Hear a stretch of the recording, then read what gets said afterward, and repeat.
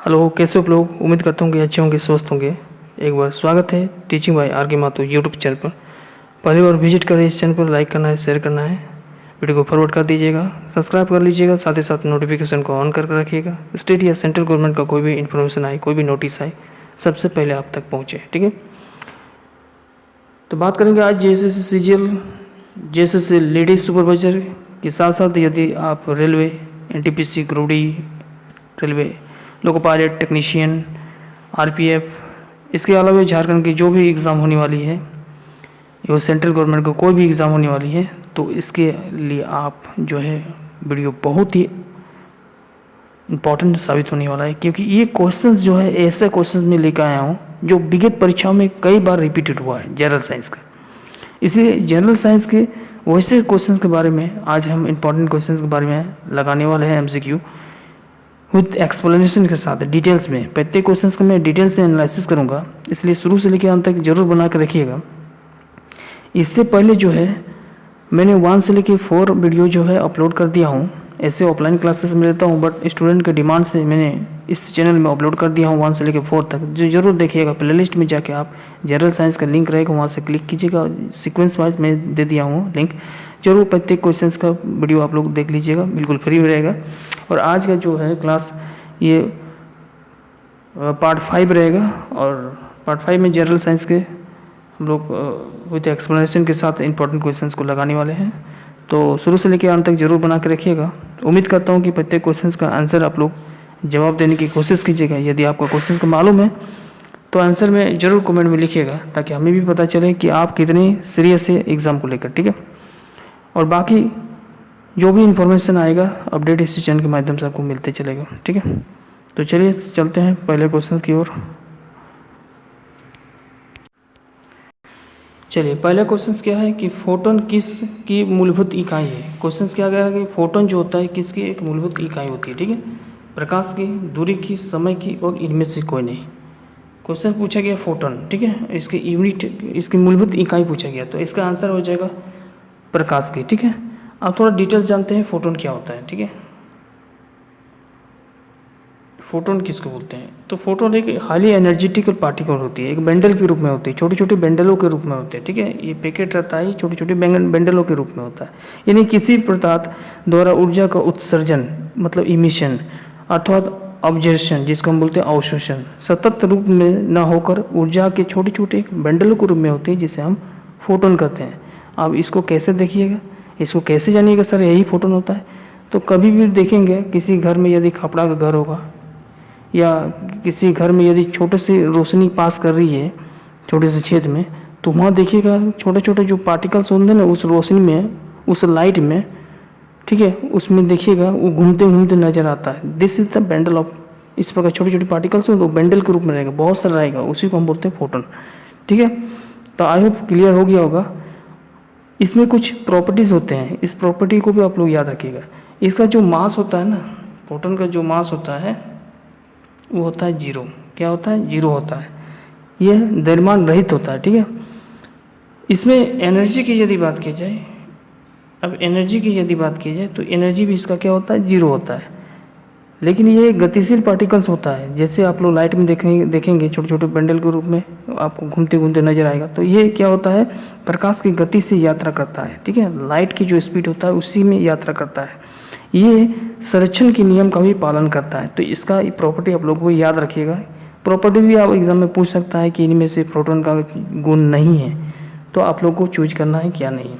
पहले तो इसका मास नहीं होता है, दूसरा एनर्जी होता ही नहीं है। ये क्या करेगा? ट्रैवलिंग करेगा स्पीड ऑफ लाइट की। ठीक है, स्पीड ऑफ लाइट पर ट्रैवलिंग करेगा ये, और वह एक पालन करता है, कौन सा? संरक्षण नियम का पालन करता है। ठीक है, तो इसको भी याद रखिएगा। चलिए अगला क्वेश्चन पर चलते हैं। क्वेश्चन नंबर 2 क्या है कि ओजोन परत कहाँ पाई जाती है। आंसर है, ऑप्शन देख लेते हैं। ओजोन परत कहाँ पाई जाती है? ऑप्शन है क्षोभ मंडल, जिसको इंग्लिश में बोलते हैं ट्रोपोस्फीयर। दूसरा ऑप्शन है जे मंडल, जिसको हम बोलते हैं बायोस्फीयर। तीसरा है स्थल मंडल, जिसे हम बोलते हैं लिथोस्फीयर। और समताप मंडल चौथा नंबर में है, जिसको बोलते हैं स्ट्रेटोस्फीयर। चलिए इसका आंसर दीजिए फटाफट आप लोग। ओजोन परत कहाँ पाई जाती है? तो इसका आंसर हो जाएगा ऑप्शन नंबर डी। जो भी स्टूडेंट ऑप्शन नंबर डी को करेक्ट लगाए हैं एकदम सही हो जाएगा, ठीक है। और न्यू स्टूडेंट जो भी जुड़े हैं हमारे चैनल पर, वीडियो को एक बार फटाफट लाइक कर दीजिएगा, ठीक है, और सब्सक्राइब कर लीजिएगा। और जो भी आरपीएफ, रेलवे, एनटीपीसी का तैयारी कर रहे हैं वो भी फटाफट आप लोग जुड़ जाइए, अभी तक नहीं जुड़े हैं हमारे चैनल पर। और लेडीज सुपरवाइजर का एग्ज़ाम झारखंड में बहुत जल्द होने वाला है, तो आप लोग जरूर सीरियस होकर तैयारी करते रहिए। तो ओजोन परत कहाँ पाई जाती है? तो स्ट्रेटोस्फीयर पाई जाती है समताप मंडल में, ठीक है। अब डिस्कस करते हैं थोड़ा सा ओजोन परत के बारे में, ठीक है। तो ओजोन परत जो होता है जनरली ये 3 ऑक्सीजन परमाणुओं से बनी होती है। 3 ऑक्सीजन परमाणु, इसका फॉर्मूला याद रखिएगा 3O3, ठीक है। 3 ऑक्सीजन परमाणु से ये बनी होती है। एक गैस ही होती है, ठीक है। एक किस प्रकार से होता है? गैस ही होता है। अब यह जो होता है इसके ऊपर जो होता है वायुमंडलीय जिसको समताप मंडल कहते हैं में कम मात्रा में प्राकृतिक रूप में पाया जाता है, ठीक है। ये क्या कहता है? अल्ट्रावायलेट रो होता है ना, अल्ट्रावायलेट रो, ये जो सूर्य से आने वाले जो अल्ट्रावायलेट रो होता है उसको क्या कहता है? अल्ट्रावायलेट रो या रेडिएशन को क्या कहता है? छानता है, बचाता है, हमारे धरती तक पहुंचने नहीं देता है, ठीक है। और यदि पहुंच जाता है डायरेक्ट तो ये क्या हो जाता है? भयानक जो है बीमारी फैल जाता है। तो ये क्या कहता है? इस अल्ट्रावायलेट सूर्य से आने वाले अल्ट्रावायलेट रे को भी छानता है, ठीक है। और ये मंडल जो है इसकी कभी कभार ऊंचाई भी पूछता है, ठीक है। तो आपको ये 10 किलोमीटर, ठीक है, 10 किलोमीटर से लेकर 50 किलोमीटर तक ये पाया जाता है, ठीक है। 10 किलोमीटर से शुरू हो जाएगा और 50 किलोमीटर तक ऊंचाई तक ये ओजोन परत पाया जाता है। तो इसको भी आप लोग याद रखिएगा। वायुमंडल की यदि बात की जाए एटमॉस्फेयर में तो 90% भाग जो होता है, 90% जो है ओजोन समताप मंडल में पाया जाता है, यानी स्ट्रेटोस्फीयर में ही पाया जाता है, ठीक है। अब बात करते हैं कि वायुमंडल यदि बात किया जाए तो वायुमंडल में कितने लेयर होते हैं। थोड़ा सा लेयर के बारे में बात करते हैं। तो वायुमंडल में जो लेयर होते हैं, वायुमंडल में जो लेयर होते हैं उसका भी थोड़ा डिस्कस करते हैं। वायुमंडल में जो परतें होती है वो कितनी होती है? 7 होती है, ठीक है।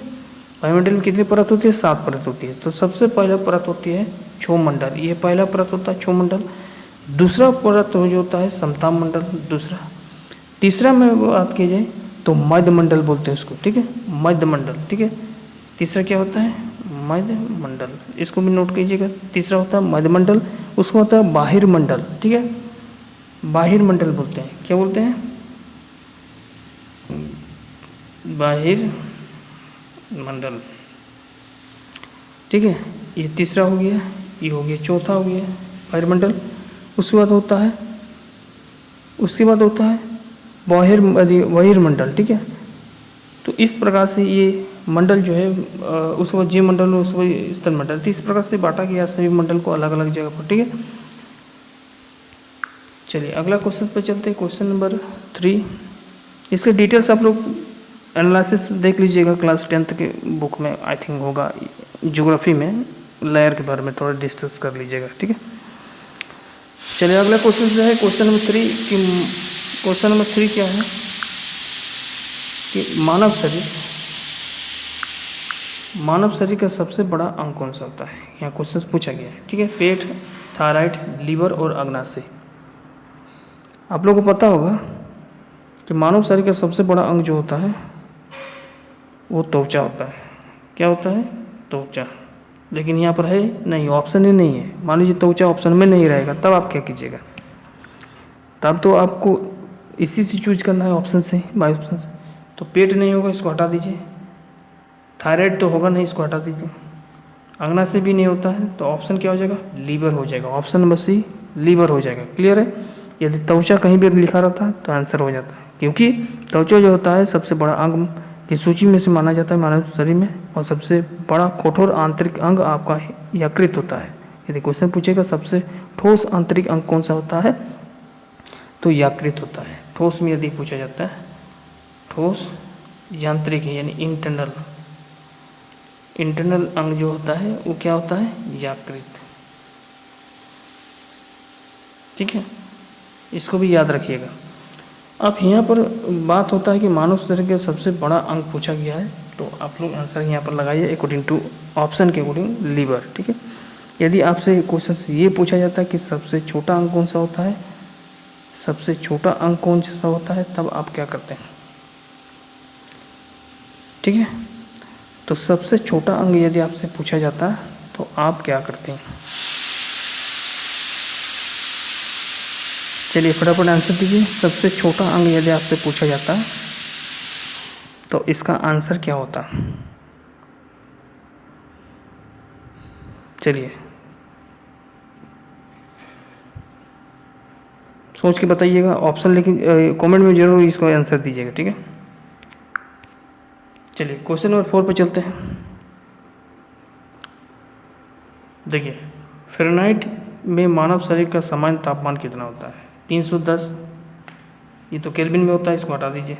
37 डिग्री लगभग 36 पॉइंट कुछ होता है, तो ये तो सेल्सियस में होता है, इसको भी हटा दीजिए। 97 डिग्री सेल्सियस क्या होता है? ये नहीं। क्या होता है? ये नहीं, 97 डिग्री नहीं होता है। तो क्या होता है?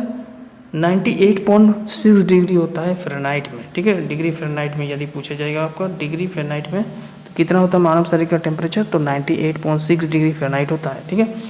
और यदि आपका डिग्री सेल्सियस में यदि पूछा जाता तो क्या हो जाता? मनुष्य शरीर का सामान्य तापमान होता है 37 डिग्री सेल्सियस, ठीक है। क्या हो जाता है? 37 डिग्री सेल्सियस हो जाता है आपका डिग्री सेल्सियस में, और फ़ारेनहाइट में कितना हो जाता है? 98.6 डिग्री फ़ारेनहाइट। क्लियर है? चलिए अगला क्वेश्चन है क्वेश्चन नंबर 5 कि जंतु कोशिका के किस हिस्से को पावर हाउस कहा जाता है? ठीक है। ऑप्शन है राइबोसोम, लाइसोसोम, माइटोकॉन्ड्रिया, इनमें से कोई नहीं। तो इसका आंसर हो जाता है पावर हाउस। किसको बोलते हैं हम लोग? पावर हाउस किसको बोलते हैं? पावर हाउस कहा जाता है माइटोकॉन्ड्रिया को, ठीक है। ऑप्शन नंबर सी करेक्ट हो जाता है, ठीक है। अब बात करते हैं राइबोसोम। तो राइबोसोम क्या होता है? राइबोसोम जो होता है वो आरएनए और प्रोटीन का एक जटिल मिश्रण होता है। ये क्या होता है? आरएनए प्लस प्रोटीन का एक जटिल क्या होता है? मिश्रण होता है। इसलिए हमें इसे क्या कहते हैं? राइबो न्यूक्लिक प्रोटीन के रूप में भी इसे जानते हैं। क्लियर है? अब बात करते हैं लाइसोसोम क्या होता है। तो लाइसोसोम क्या कहा जाता है? आत्महत्या का थैली कहा जाता है।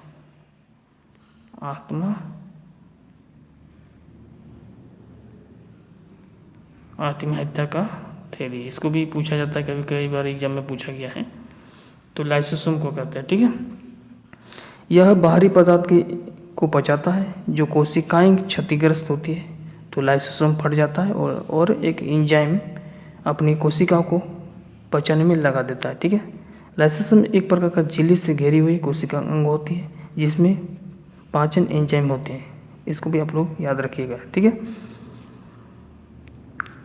क्वेश्चन नंबर 6 क्या है कि विकास का सिद्धांत थ्योरी ऑफ इवोल्यूशन का प्रतिपादन किसने किया था? आर्किमिडीज ने दिया था। ये तैरने का नियम दिया था, आपको पता होगा, इसलिए इसको ऑप्शन हटा दीजिए। गेल्विन, आस्टेन, ये भी नहीं होगा। डार्विन एकदम सही होगा, ऑप्शन नंबर चार्ल्स डार्विन। पूरा नाम इसका है चार्ल्स डार्विन। क्या हो जाएगा? Charles Darwin. इसका पूरा नाम होता है चार्ल्स डार्विन, ठीक है। विकासवाद का सिद्धांत दिया था, विकास का सिद्धांत थ्योरी ऑफ इवोल्यूशन किसने दिया था? चार्ल्स डार्विन ने दिया था। तो इसको आप लोग याद रखिएगा। क्लियर है? चलिए अगला क्वेश्चन जाते हैं। क्वेश्चन नंबर 7 सबसे छोटा फूल वाला पौधा कौन सा है? सबसे छोटा वाला फूल पूछा गया है, सबसे छोटा, ठीक है। वुल्फिया, रिफ्लेसिया, लीमा, इनमें से कोई नहीं। क्वेश्चन नंबर 7 का आंसर दीजिए फटाफट। तो इसका आंसर जो होगा क्या हो जाएगा? वुल्फिया हो जाएगा, ठीक है। वुल्फिया हो जाता है। ये सबसे छोटा पौधा आता है, सबसे छोटा फूल वाला पौधा होता है, ठीक है। सबसे छोटा फूल होता है, ठीक है। ये दलदली में पाया गया। रेफ्लेसिया होता है, ये बड़ा फूल वाला होता है, बड़ा फूल वाला पौधा होता है, ठीक है। तो ऑप्शन नंबर यदि आपसे छोटा फूल पूछा जाए, छोटा फूल वाला पौधा, तो वुल्फिया हो जाएगा। और सबसे बड़ा वाला पूछा जाएगा तो रेफ्लेसिया हो जाएगा, ठीक है। और एक क्वेश्चन सबसे यदि पूछा जाए कि विश्व में यदि पूछा जाए कि विश्व में सबसे बड़ा फूल कौन सा है, तो हो जाएगा तरोंगा। क्या हो जाएगा? इसको आंसर रखिए, याद रखिएगा, तरोंगा हो जाएगा, ठीक है। अगला चलते हैं क्वेश्चन नंबर 8 आवर्त का सबसे हल्का तत्व कौन सा? आवर्त मतलब होता है पीरियोडिक टेबल। तो पीरियोडिक टेबल में सबसे हल्का जो एलिमेंट होता है वो कौन सा होता है? ठीक है, ऑप्शन क्या है? लिथियम, ओसियम, हीरा और नाइट्रोजन। ठीक है, चलिए इसका आंसर दीजिए फटाफट। क्या हो जाएगा इसका आंसर? तो इसका आंसर हो जाएगा लिथियम। क्या हो जाएगा? लिथियम, जिसको Li से सूचित करते हैं। ठीक है, तो पीरियोडिक टेबल में आप लोग पढ़े होंगे कि लिथियम का यहाँ Li से सूचित करते हैं और इसका एटॉमिक नंबर कितना होता है? इसका एटॉमिक नंबर कभी भी पूछता है तो याद रखिएगा, लिथियम का एटॉमिक नंबर होता है 3। ठीक है, एटॉमिक मास नंबर यदि पूछा जाएगा, एटॉमिक मास नंबर तो हो जाएगा 6.941 ग्राम प्रति मोल। क्लियर है लिथियम का। ओसियम क्या होता है? अब यहाँ पर बात होता है कि सर ओसियम क्या है? तो ये होता है भारी तत्व। ठीक है, पीरियोडिक टेबल का भारी तत्व होता है। ओसियम क्या होता है? ये सबसे भारी तत्व होता है। और हीरा क्या होता है? एक कठोर तत्व माना जाता है। सबसे कठोर तत्व यदि पूछा जाएगा तो कौन सा हो जाएगा? हीरा हो जाएगा। हीरा क्या होता है? कार्बन का अपरूप होता है। और ओसियम क्या होता है? एटॉमिक नंबर 76 होता है। इसको भी याद रखिएगा। ठीक है, हाँ, नाइट्रोजन वायुमंडल में सबसे ज़्यादा पाया जाता है, करीब 98% पाया जाता है। बाकी गैस पाया जाता है। ठीक है, ऑक्सीजन के अलावा आर्गन और अन्य गैस। चलिए अगला क्वेश्चन पे चलते हैं। क्वेश्चन नंबर 9, एक प्रकाश वर्ष किसकी इकाई है? दूरी की, समय की, गति की और वेग की। ठीक है, एक लाइट ईयर जो होती है किसकी यूनिट होती है, किसकी इकाई होती है? ठीक है, लाइट ईयर, एक प्रकाश वर्ष। ठीक है, तो क्या होगा इसका आंसर? ये हो जाता है दूरी की। ऑप्शन नंबर 1 जो है वह करेक्ट हो जाएगा। समय की नहीं होगा, समय का तो समय टाइम होता है। ठीक है, तो क्या हो जाएगा इसका आंसर? गति की नहीं होगा, कोई बोले गति की नहीं, वेग की भी नहीं होगा, तो दूरी की हो जाएगा। ठीक है, इसका आंसर क्या हो जाएगा? ऑप्शन नंबर 1 करेक्ट हो जाएगा। अब बात करते हैं कि एक प्रकाश वर्ष जो होता है वो कितने मीटर के बराबर होता है। क्वेश्चन सभी पूछता है, तो याद रखिएगा 9.461 इंटू 10⁻15 मीटर के बराबर होता है। ठीक है, एक लाइट वर्ष जो होता है, एक प्रकाश वर्ष जो होता है वो 9.461 इंटू 10⁻15 मीटर के बराबर होता है। एक प्रकाश वर्ष यानी एक वर्ष में निर्वात में तय की गई दूरी को हम एक प्रकाश वर्ष करते हैं। ठीक है, इसको याद रखिएगा। यानी प्रकाश जो होता है ना, लाइट, वो 1 सेकंड में लगभग 3 लाख किलोमीटर की दूरी तय करता है।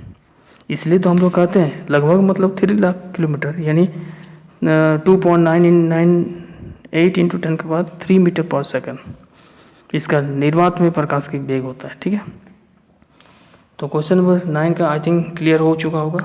चलिए क्वेश्चन नंबर 10 पर चलते हैं कि मास गैस के रूप में किसे जाना जाता है? इथेन को, प्रोपेन को, ब्यूटेन को और मीथेन को। तो मास गैस किसको बोलते हैं? किसी को आइडिया है? कभी आप लोग पढ़े होंगे तो ज़रूर इसका आंसर दीजिएगा कि मास गैस के रूप में किसे जाना जाता है या किसे कहते हैं मास गैस। ठीक है, तो इसका आंसर हो जाएगा methane. Option number D correct हो जाएगा। मीथेन का जो होता है फॉर्मूला होता है CH4। इसको याद रखिएगा, CH4 किसका फॉर्मूला होता है? मीथेन का फॉर्मूला होता है। ठीक है, आप बोलिएगा सर मीथेन गैस कब उतरता है? तो देखिएगा धान रोपने के बाद जब धान की कटाई होती है ठंडे के मौसम में, तो वहाँ मीथेन गैस जो होती है आपको प्रोड्यूस होगा। ठीक है, इमिशन जो होगा। तो मीथेन का फॉर्मूला CH4 याद रखिएगा। अब लोग केमिस्ट्री में पढ़े होंगे methane, ethane, propane, butane, methane, ethane, propane, butane, pentane, hexane, non, इस प्रकार से पढ़े होंगे। ठीक है, तो मीथेन के बाद क्या होता है? मीथेन इथेन आता है, तो इथेन क्या हो जाएगा? C2H6। मीथेन, इथेन, प्रोपेन, उसके बाद होता है C3H8। ये सब क्या है? केमिकल फॉर्मूला है। केमिकल फॉर्मूला याद रखिए, methane, ethane, propane, butane, C4H10। तो ये सारा चीज़ आपको फॉर्मूला भी याद रखना है। कभी पूछ देता है कि मीथेन का जो है फॉर्मूला क्या है या CH4 क्या है, तो आप लोग बोलिएगा मीथेन है। C2H6 क्या है तो बोलिएगा इथेन है। C3H8 क्या है तो प्रोपेन है। और C4H10 क्या है तो ब्यूटेन है। क्लियर हो गया होगा। चलिए अगला चलते हैं। क्वेश्चन नंबर 11, विकास का सिद्धांत थ्योरी ऑफ इवोल्यूशन दिया था डार्विन में, अभी हम डिस्कस किए, ठीक है। अगला क्वेश्चन है क्वेश्चन नंबर 12, कि सौर विकिरण सोलर रेडिएशन किसके द्वारा मापा जाता है? सोलर रेडिएशन को किसके द्वारा मापा जाता है? क्वेश्चन से पूछा गया। Barometer, manometer, pyrometer, audiometer. चलिए इसका आंसर दीजिए फटाफट।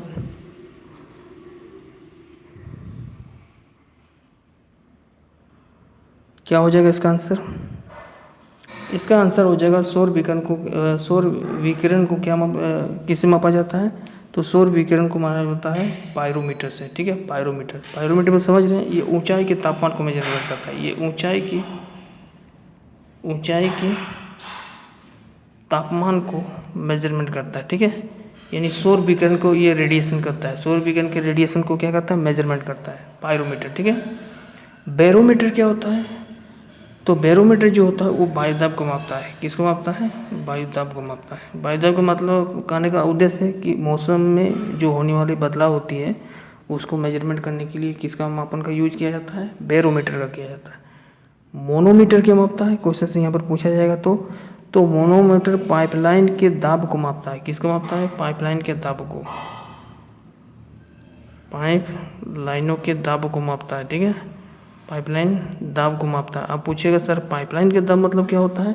यानी गैस, पानी और तरल आदि, पाइपलाइन के अंदर आता है गैस, पानी, तरल आदि के दाब को मापने के लिए इसका प्रयोग किया जाता है। इसके अलावा इसमें आमतौर पर यू आकार के ट्यूब के रूप में संदर्भित किया जाता है जो एक तरल से भरी होती है, ठीक है। तो ये मोनोमीटर इस प्रकार से मापता है। ऑडियोमीटर क्या होता है?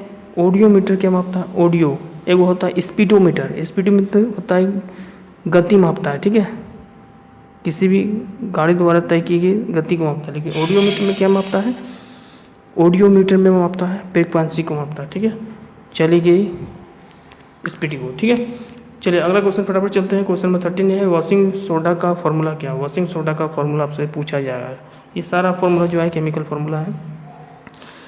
तो चलिए फटाफट आंसर देते चलिए। वॉशिंग सोडा आप लोग पढ़े होंगे, केमिकल का फॉर्मूला, चाहे वॉशिंग सोडा हो, खाने वाला सोडा हो, साधारण हो, कोई भी हो, तो आप लोग पढ़े होंगे क्लास 10 में, ठीक है। वॉशिंग सोडा का फॉर्मूला क्या है? अब देखिए ये लेडीज सुपरवाइजर का ये पर्टिकुलर ये नहीं है सोशियोलॉजी का, ये साइकोलॉजी, होम साइंस सारा के लिए है, ठीक है। क्योंकि आप लोग जनरल पेपर में साइंस को आपको देखने को मिलेगा, इसी प्रकार का क्वेश्चन मिलेगा। हो सका कि इसी में से ही वीडियो में से आपका कुछ क्वेश्चन आ जाए, ठीक है। उसी प्रकार से मैं ध्यान रखते ही क्वेश्चन को सेटिंग किया हो कि आगे जो भी एग्ज़ाम होने वाले हैं किसी भी क्षेत्र में, सेंट्रल हो स्टेट गवर्नमेंट का, बेनिफिट आपको जरूर देखने को मिलेगा। वॉशिंग सोडा का फॉर्मूला पता है, फटाफट आंसर दीजिए आप लोग। चलिए ऑप्शन क्या है? Na2CO3, NaHCO3, NaCl और CaCO3। वॉशिंग सोडा का रासायनिक सूत्र हो जाएगा Na2CO3। इसका क्या हो जाएगा? Na2, इस प्रकार से लिखा हुआ, ठीक है, Na2CO3 होता है, ठीक है। टाइपिंग भी इस प्रकार से हुआ है। ऑप्शन नंबर 1 करेक्ट हो जाएगा, ठीक है। क्लियर है? वॉशिंग सोडा होता है जिसको हम धोने वाला सोडा कहते हैं। इसको क्या कहते हैं? धोने वाला सोडा भी। इसका दूसरा नाम क्या होता है? धोवन सोडा, धोवन सोडा कहते हैं इसको, ठीक है। NaCO3 क्या होता है? NaCO3 जिसको हम बोलते हैं, अच्छा वॉशिंग सोडा का रासायनिक फॉर्मूला तो हम लोग पता चल गया Na2CO3 होता है जिसको धोवन सोडा कहते हैं। लेकिन इसमें पूछा जाएगा इसका रासायनिक नाम क्या है? इसका रासायनिक नाम पूछ देगा, केमिकल नेम। तो केमिकल नेम क्या हो जाएगा? Sodium carbonate. क्या हो जाएगा? सोडियम कार्बोनेट, ठीक है। अब आते हैं NaCO3। NaCO3 क्या है? खाने वाला सोडा है, बिल्कुल सही जवाब, खाने वाला सोडा है। ये वाला खाने वाला सोडा है, ठीक है। इसको हम लोग क्या बोलते हैं? Sodium bicarbonate. NaCl क्या है? तो NaCl होता है साधारण नमक जैसे आप लोग खाते हैं, ठीक है। और CaCO3 क्या है? CaCO3 हो गया कैल्शियम कार्बोनेट। क्या होगा? कैल्शियम कार्बोनेट, ठीक है। तो यहाँ तक क्लियर हो गया। वॉशिंग सोडा पूछेगा फॉर्मूला Na2CO3 हो जाएगा। इसे धोवन सोडा के नाम से जाना जाता है और इसका रासायनिक नाम होता है सोडियम कार्बोनेट। और सोडियम बाइकार्बोनेट पूछेगा तो आप बताइएगा खाने वाला सोडा, ठीक है।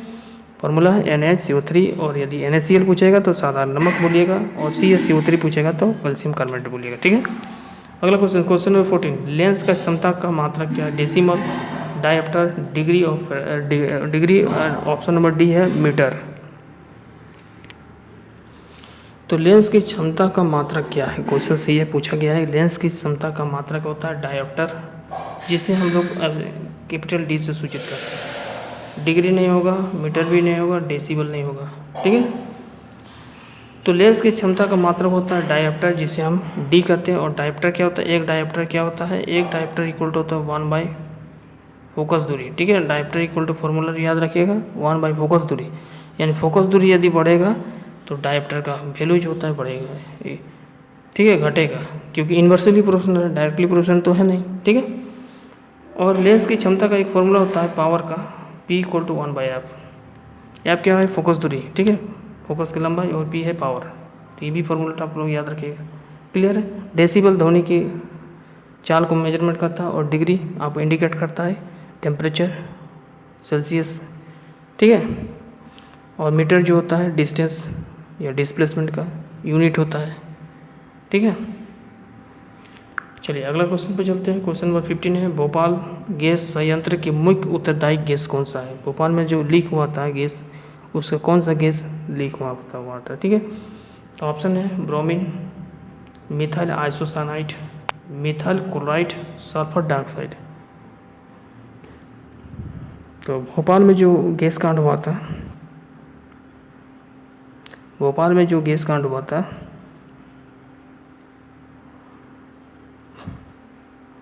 वो कौन सा गैस था? Methyl isocyanide. Option number B correct हो जाएगा, ठीक है, मिथाइल आइसोसाइनाइड होगा, ठीक है। ये जो कांड हुआ था 2 दिसंबर, इसको भी याद रखिएगा, 2 दिसंबर जो होता है 1984 में। कब हुआ था? 2 दिसंबर 1984 में ये घटना हुआ था। इसको भी आप लोग याद रखिएगा जरूर, ठीक है। इसमें जो है कौन सा फैक्ट्री था वो? तो मिथाइल आइसोसाइनाइड जिसको बोलते हैं, वो गैस लीकेज हुआ था। वो फैक्ट्री का नाम था यूनियन कार्बाइड फैक्ट्री। कौन सा फैक्ट्री था? यूनियन, ये भी नोट करके रख लीजिएगा, यूनियन, यो है, ठीक है, यूनियन कार्बाइड,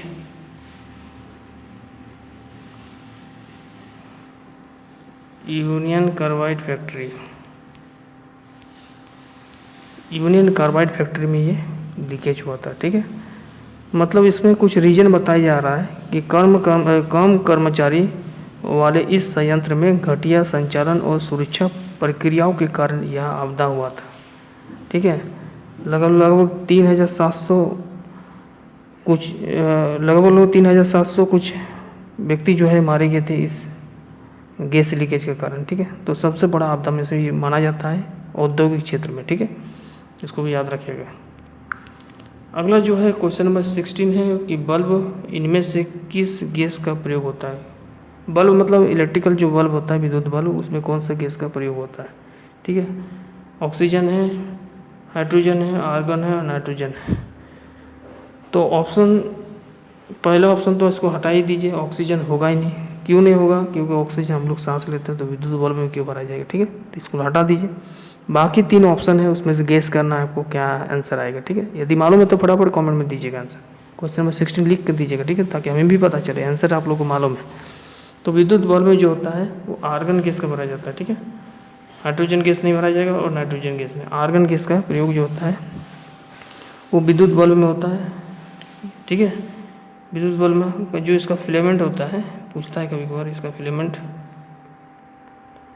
फिलामेंट किस चीज़ का बना होता है? तो टंगस्टन का बना होता है। क्या होता है? टंगस्टन का। विद्युत बल्ब का जो फिलामेंट होता है वो टंगस्टन का बना होता है, इसको भी याद रखिएगा। और आर्गन गैस भरा होता है, ठीक है। चलिए क्वेश्चन नंबर 18 है, शुष्क बर्फ क्या है? शुष्क बर्फ, जिसको इंग्लिश में बोलते हैं ड्राई सेल, ड्राई सेल नहीं, ड्राई आइस, ठीक है। ड्राई आइस क्या है?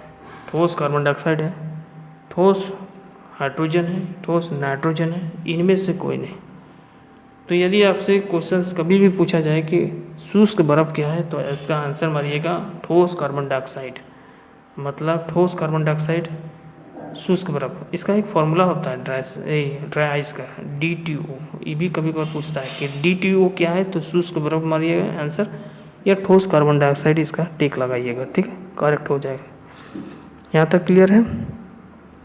यदि कुछ स्टूडेंट का कहना है सर लेंस की क्षमता, जी बिल्कुल, उत्तर लेंस की क्षमता जो होता है वो पॉजिटिव में होता है, धनावेशित होता है, और अवतल लेंस की जो क्षमता होती है वो नेगेटिव होता है, ऋणावेशित होता है। इसको भी नोट कर लीजिएगा। यहाँ तक क्लियर है? चलिए, शुष्क बर्फ क्या हो जाएगा? DTO फॉर्मूला ठोस कार्बन डाइऑक्साइड। चलिए अगला क्वेश्चन से, question number 19, green house gas का मुख्य घटक क्या है? इसका इंपॉर्टेंट जो होता है कंपोनेंट पूछा गया है ग्रीन हाउस गैस का, कार्बन डाइऑक्साइड, मीथेन, नाइट्रोजन और आर्गन, ठीक है। ग्रीन हाउस का मुख्य घटक कौन सा है? नाइट्रोजन हटा दीजिए, आर्गन भी हटा दीजिए। देखिए carbon dioxide, green house gas को हम लोग कुछ लिखाए थे, ठीक है, इसका ट्रिक भी दिए हैं। तो साइंस ट्रिक में प्लेलिस्ट में जाइएगा, इसी चैनल में प्लेलिस्ट के बाद जाइएगा साइंस ट्रिक में, और साइंस ट्रिक को जैसे ऑन कीजिएगा सारा चीज़ ट्रिक जो है मैंने अपलोड कर दिया हूँ, वहाँ से आप ग्रीन हाउस गैस का ट्रिक देख सकते हैं, क्लियर हो जाएगा। क्वेश्चंस कभी भी एग्जाम में आएगा तो आंसर आप लोग आराम से उसमें पकड़ लीजिएगा, ठीक है। तो इसका आंसर यदि मुख्य घटक में से पूछा गया इसलिए आंसर हो जाएगा ठोस कार्बन डाइऑक्साइड। ऑप्शन नंबर यहाँ पर क्या हो जाएगा? CO2, ठीक है, ऑप्शन नंबर 1 करेक्ट हो जाएगा। अगला क्वेश्चन कि दांत और हड्डियाँ में पाए जाने वाले तत्व कौन सा है, एलिमेंट कौन सा है, पूछेगा कि आप लोग का दांत और हड्डियों में कौन सा पाया जाता है, ठीक है। ऑप्शन है पोटेशियम और मैग्नीशियम, ऑप्शन 2 है कैल्शियम और मैग्नीशियम, ऑप्शन 3 में है कैल्शियम और फास्फोरस, ऑप्शन नंबर D में है फास्फोरस और पोटेशियम। चलिए इसका आंसर दीजिए फटाफट। तो दांत और हड्डियों में, दांत में आप लोगों को क्या पाया जाता है? कैल्शियम पाया जाता है। इसलिए तो कहा जाता है ना कि अच्छे टूथपेस्ट का यूज करें, और ब्रश में यदि आप ब्रश में धोते हैं, दांत सफाई करते हैं, तो ध्यान रखें कि कम से कम ब्रश को 3 मंथ में एक बार कम से कम बदलें, ठीक है। और यदि हर एक मंथ यदि बदल पा रहे हैं तो और बेटर है, लेकिन मैक्सिमम 3 मंथ से ऊपर नहीं जाना चाहिए। उम्मीद करता हूँ अच्छे क्वालिटी का ही टूथपेस्ट का यूज करें। तो उसमें लिखा रहता है कैल्शियम रहता है, दांतों में क्या पाया जाता है? कैल्शियम। तो ऑप्शन नंबर यहाँ पर देखना है कैल्शियम। तो देखिए ऑप्शन नंबर B में भी कैल्शियम है ना, और ऑप्शन नंबर C में भी कैल्शियम है। तो ये दोनों ऑप्शन यहाँ पर हट जाएगा। तो इस प्रकार से आप लोगों को गेस करना है माइंड में, ठीक है, हड़बड़ी में आंसर नहीं देना है, लोगों को इसी प्रकार से सोचना है कि तो दांतों में क्या पाया जाएगा? कैल्शियम, ठीक है, कैल्शियम रहता है ना अच्छी क्वालिटी वाला। अब यहाँ पर आ गया हड्डियों में, तो हड्डियों में क्या रहता है? फास्फोरस, जैसे आप लोग पता है। मैग्नीशियम तो होता नहीं, पोटेशियम तो होता है, हटा दीजिए। अब देखिए मैग्नीशियम इसमें भी लिखा हुआ ऑप्शन नंबर B में, इसको भी हटा दीजिए। तो ऑप्शन नंबर यहाँ पर क्या हो जाएगा? ऑप्शन नंबर C करेक्ट हो जाएगा। यानी दांत में क्या पाया जाएगा आपका? कैल्शियम, और हड्डियों में फास्फोरस पाया जाता है, ठीक है। तो कभी कभार आप लोग को देखे होंगे कि गर्मी के दिन में रहता है और हवाई चलती है, तो जहाँ हड्डी उड्डी रहता है किसी जानवर का, तो वहाँ क्या होता है? फ्रिक्शन होता है एक दूसरे से, और चिंगारी उत्पन्न होती है, ठीक है, क्योंकि हड्डियों में क्या मौजूद होता है? फास्फोरस मौजूद होता है। तो एक हड्डी दूसरी हड्डी पर जब फ्रिक्शन होता है तो वो फास्फोरस जो होता है जल उठता है। तो कहीं लगता है हम लोग को वहाँ पर ज़रूर कुछ है, वहाँ पर लग रहा है कुछ है, ठीक है, भूत है या कुछ है। तो ऐसे कुछ होता नहीं है। साइंटिफिकल रिजल्ट कहता है कि कोई भी फ्रिक्शन जब होता है किसी हड्डी में, तो उसमें जो मौजूद होता है केमिकल, ठीक है, उसी कारण जो होता है चिंगारी उत्पन्न हो सकती है।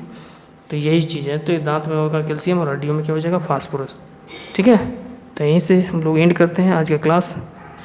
नीचे दिए गए कमेंट पर बताइएगा आज का क्लास कैसा लगा आप लोगों को। उम्मीद करता हूँ कि किसी प्रकार का नियमित रूप का आपको वीडियो मिलते चलेगा, ठीक है। ये रेस्पॉन्स पर डिपेंड करता है कि आप रिप्लाई किस प्रकार से आता है, ताकि मैं इसी प्रकार का वीडियो लगातार मैं आप लोग को अपलोड करते रहूँगा, ताकि आप विस्तार पूर्वक इसको एनालिसिस कीजिएगा और अच्छे स्कोर कर पाइएगा, ठीक है। चलिए, थैंक यू सभी को, धन्यवाद।